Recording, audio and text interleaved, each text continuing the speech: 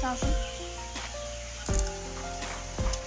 hello' guys কি খবৰ স্বাগতম জনাইছোঁ মোৰ অন্য এটি ভিডিঅ'লৈ তেন্তে দেৰি নকৰি ভিডিঅ'টো আৰম্ভ কৰোঁ আহক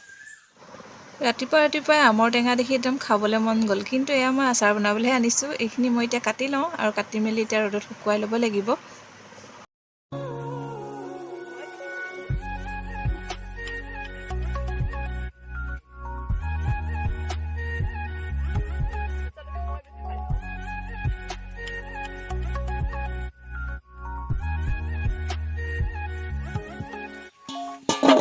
আমখিনি কাটি হ'ল মায়ে ধুই আছে ধুই লৈ এতিয়া ডলা এখনতে মেলি দিব মই ৰ'দত দি দিমগৈ আমখিনি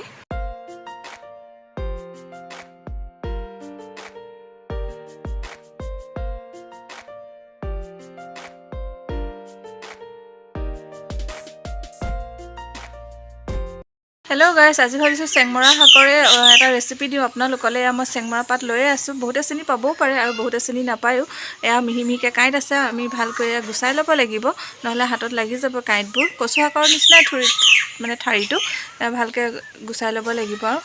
তাৰপৰা অকণমান ৰ'দত দি ল'ব লাগে এই উদ্ভিদবিধত বহুত ঔষধি গুণ আছে কি গুণ আছে আৰু কি বেমাৰত প্ৰয়োজন হয় মই আপোনালোকক সকলোবোৰ কৈ যাম আৰু লগতে ইয়াৰ আঞ্জা বা ভাজিও বনাই খাব পাৰে মই ইয়াৰ আঞ্জা বনাম আজি তাকে আপোনালোকলৈ আগবঢ়াম অকণমান আপোনালোকে ভিডিঅ' চাব বুলি আশা কৰিলোঁ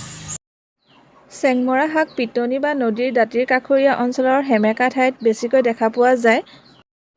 দেখাত কচু গছৰ দৰে লাগে গা গছৰ মঙহাল হয় গাত ক'লা ৰঙৰ শুং লাগি থাকে আৰু পাতৰ চেপটো ত্ৰিভুজাকৃতিৰ হয় এই শাকবিধৰ ঔষধি গুণ বহুতো আছে চেংমৰাৰ কোমল পাতৰ ৰস খালে কেঁচুমূৰীয়া ৰোগ নাশ হোৱাত সহায় কৰে যিসকলৰ কেঁচুমূৰীয়া ৰোগ বেছিকৈ ভুক্তভোগী হৈ আছে তেওঁলোকে চেংমৰাৰ পাত কোমল অংশৰ সৈতে আনি তৰকাৰী হিচাপে বা ভাজি কৰিও খাব পাৰে কেঁচাই তাৰ ৰস খালে বেছি উপকাৰ হয় কিন্তু খালী পেটত 2 চামুচকৈ খাব লাগে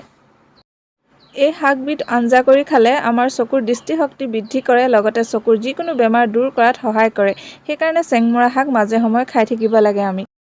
আমি আমাৰ নিজৰ ছালখন লগতে চুলিখিনি ধুনীয়া কৰি ৰাখিব বিচাৰোঁ নহয় জানো তেন্তে মাজে সময়ে চেংমৰাৰ দৰে ঔষধি শাক খাব লাগে কিডনী সুস্বাস্থ্য অটুট ৰখা আৰু লগতে কিডনী পৰিষ্কাৰ কৰাটো চেংমৰা শাকে বহুতখিনি সহায় কৰে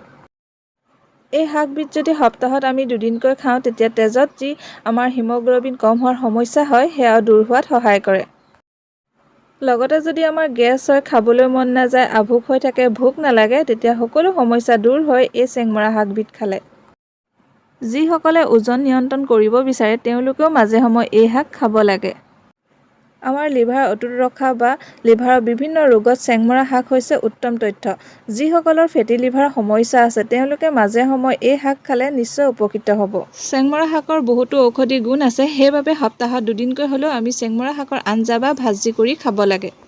মই একেবাৰে সাধাৰণভাৱে আপোনালোকক বনাই দেখুৱালোঁ আঞ্জাকণ লগতে ভাজি কৰিও খাব পাৰে নিজৰ ইচ্ছা অনুযায়ী কথা মুঠতে খালে হয় আঞ্জাখিনিত পানী দিবলৈ হ'ল এতিয়া মই জোখমতে গৰম পানী অলপ দি লওঁ এফালে বনাই আছে মায়ে চেংমৰা শাকৰ ভাজি লগতে মই বনাই আছোঁ আঞ্জাকণ মোৰ হ'লগৈ আৰু নমাই দিব পৰা হ'ল অকণমান লৰাই এতিয়া মই নমাই দিম মই এতিয়া বাৰীলৈ গৈ আছোঁ কচু শাক কেইডালমান আনিম বুলি আজি ভাবিছোঁ কচু পাতত দিয়া খাম সেইবাবে এতিয়া গৈ আছোঁ ব'লক আপোনালোকেও মোৰ লগত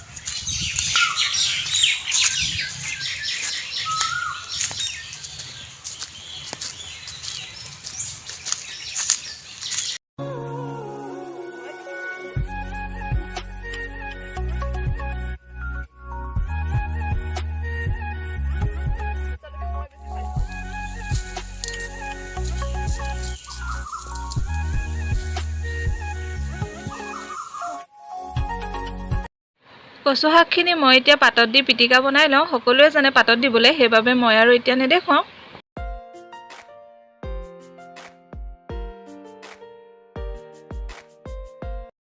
আজি দুপৰীয়া সাজত আছে চেংমৰা শাকৰ ভাজি লগত আছে ঢেকীয়া ভাজি আৰু কচু পিটিকা ঢেকীয়া ভাজি বনোৱা নেদেখুৱালোঁ আৰু লগত আছে চেংমৰা শাকৰ আঞ্জা আজি দুপৰীয়া সাজটো এনেকৈ খাই লওঁ লগতে যদি ভিডিঅ'টো চাই ভাল পালে তেন্তে প্লিজ লাইক এটা কৰি দিব আৰু ভিডিঅ'টো আজি ইমানতে সমাপ্ত কৰিছোঁ যদি ভাল পালে লাইক কমেণ্ট শ্বেয়াৰ আৰু ছাবস্ক্ৰাইব কৰিবলৈ কিন্তু নাপাহৰিব পুনৰ লগ পাম অন্য এটা ভিডিঅ'ৰ সৈতে